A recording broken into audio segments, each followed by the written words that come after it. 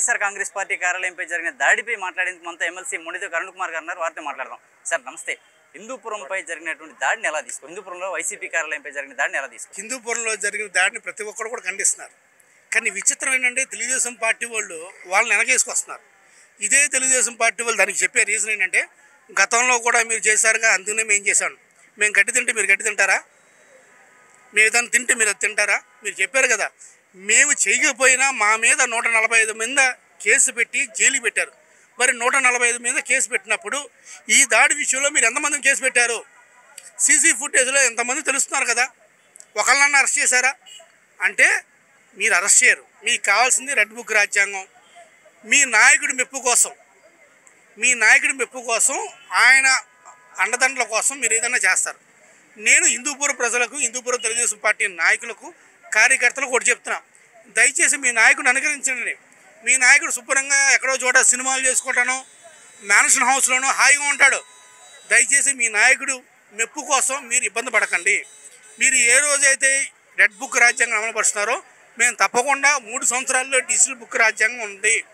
Digital బుక్ని అనుసరిస్తాము.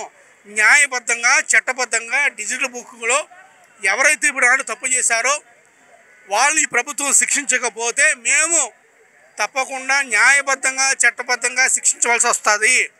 తప్పకుండా వాళ్ళు శిక్షకు అర్హులు.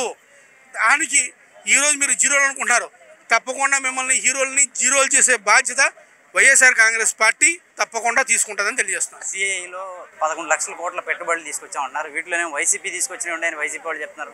దీని మీద తెలుస్తుంది. మీకు మళ్ళీ చెప్తున్నాను, ఈ సిఐఐ మీట్లో 2 సంవత్సరాలు అయ్యా కొడుకులు ఇద్దరు కలిసి ప్రతి దేశం తిరిగి వచ్చారు. సరే, ఈ దేశంలో ఒక 5 అష్టదిగ్గజాలు ఎవరైతే పారిశ్రామికవేత్తలు, ఇండస్ట్రీస్ ఉన్నారో వాళ్ళు ఎంతమంది సిఐఐ మీట్కి వచ్చారు చెప్పండి? అంబానీస్ వచ్చారు. అంబానీస్. అదానీ గారు వచ్చారా? వాళ్ళ అబ్బాయి తీసుకొచ్చారు అనుకోండి, కథానాజీ.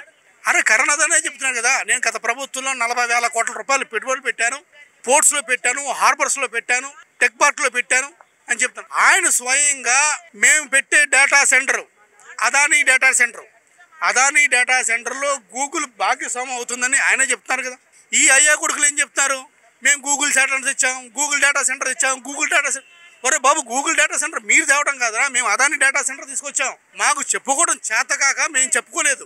అదానీ డేటా సెంటర్ తీసుకొచ్చి అందులో గూగుల్ భాగస్వాములు వీళ్ళు చేశారు. ఆ గూగుల్ భాగస్వాములు అనేది ఏంటి? అది అవుట్ సోర్సింగ్. ఎవరైనా వస్తారు. సరే, అది మంచిదా చెడ్డదన్న తర్వాత విషయం.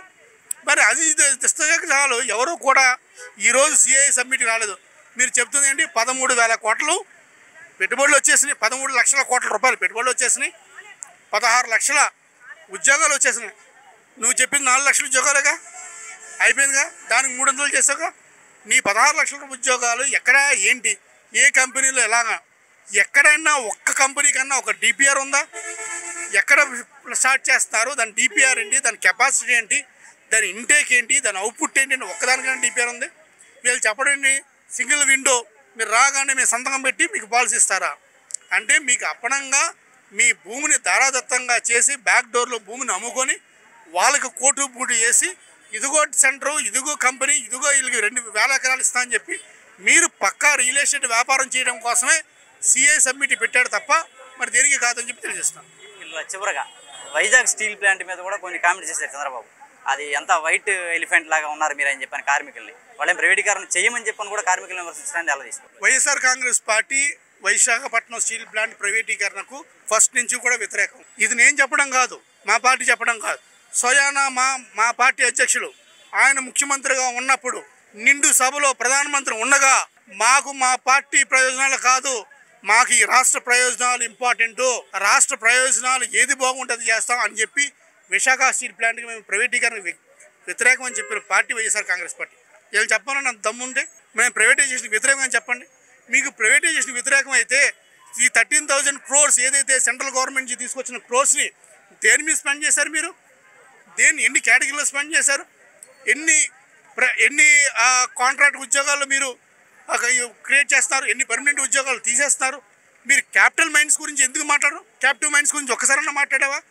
మీరు ప్రైవేటైజేషన్ వ్యతిరేకం అంటే క్యాపిటల్ మైన్స్ ఎందుకు వ్యతిరేకించలేదు? ఇవన్నీ కూడా ఏదో కలబొల్లి మాటలు తప్పారు. ఈరోజు మీకు విశాఖపట్నం స్టీల్ ప్లాంట్ ఉద్యోగులు వైట్ ఎలిఫెంట్లు అయిపోయారా? సడన్గా ఎందుకు గవర్నమెంట్ వచ్చింది కాబట్టి ఇదే మాట విశాఖపట్నం స్టీల్ ప్లాంట్కి వెళ్ళి చెప్పానండి. ఇదే మాట ఇప్పుడు ఏదైతే చంద్రబాబు నాయుడు చెప్పిన మాట, Visakhapatnam steel plant employees white ఎలిఫెంట్లో అని చెప్పిన మాట నిండు సభలో వెళ్ళి విశాఖపట్నం స్టీల్ ప్లాంట్లో చెప్పానండి. అంటే మీ రాజకీయాల కోసం, మీ వ్యక్తిగత ప్రయోజనాల కోసం పేరుకమో యాంటీ ప్రైవేటైజేషన్ చేసేదంతా కూడా ప్రైవేటైజేషన్. ఎన్ని అవుట్సోర్సింగ్ ఉద్యోగాలు క్రియేట్ చేస్తున్నారు, ఎన్ని పర్మనెంట్ తీసేసి అవుట్సోర్సింగ్కి వెళ్తున్నారు, ఎంతమంది కాంట్రాక్టర్స్ మార్చేశారు, ఎంతమంది డిప్లాయ్ చేశారు. మీరు ఇవన్నీ కూడా మీరు తెలిసిన పార్టీ తెలిసి అన్నీ చేస్తారు. తప్పకుండా వైఎస్ఆర్ కాంగ్రెస్ పార్టీ ప్రైవేటైజేషన్కి వ్యతిరేకము. డే 1 నుంచి కూడా చెప్తున్నాం, విశాఖపట్నం స్టీల్ ప్లాంట్కి ఇది పూర్తిగా పిఎస్యుగా ఉండాలని మేము ఫస్ట్ నుంచి కూడా ప్రభుత్వ రంగ సంస్థగా విశాఖపట్నం స్టీల్ ప్లాంట్ ఉండాలి. లాభ నష్టాలతో సంబంధం లేకుండా, అది కూడా చెప్తాం, విశాఖపట్నం స్టీల్ ప్లాంట్ లాభ నష్టాలతో సంబంధం లేకుండా పూర్తిగా ప్రభుత్వ రంగ సంస్థగా ఉండాలని చెప్పి వైఎస్ఆర్ కాంగ్రెస్ పార్టీ ఫస్ట్ నుంచి డిమాండ్ చేస్తుంది. అదే స్టాండ్ మీద ఉన్నాం, దాంతోనే ఉన్నాం. ఏదైతే డిజిటల్ బుక్ రాజ్యాంగం చూడాల్సిన పరిస్థితి అయితే ఎదురవుతుందని చెప్పని అయితే మొదటితో అరుణ్ కుమార్ అయితే హెచ్చరిస్తున్నారు. ఇదే సందర్భంలో రెడ్ బుక్ రాజ్యాంగాన్ని తాము తీవ్రంగా వ్యతిరేకిస్తున్నామని, దీని బారిన పడి కార్యకర్తలు ఇబ్బందులు ఎదుర్కోవద్దని కూడా స్పష్టం చేస్తున్నారు. అలాగే వైజాగ్లో స్టీల్ ప్లాంట్పై ఏదైతే చంద్రబాబు చేశారో వైట్ ఎలిఫెంట్స్ అంటూ ఆ వ్యాఖ్యల్ని తీవ్రంగా ఖండిస్తున్నామని, తాము ఎప్పుడు వైజాగ్ స్టీల్ ప్లాంట్ ప్రైవేటీకరణకు వ్యతిరేకమే అని చెప్పని కార్మికుల పక్షాన్ని తమ పోరాటం కొనసాగుతుందని అయితే స్పష్టం చేస్తున్నారు. వీడియో జర్నలిస్ట్ రెహమాన్తో నాని, ఏపీ అమరావతి, అభినవ భారతి, విజయవాడ నుంచి.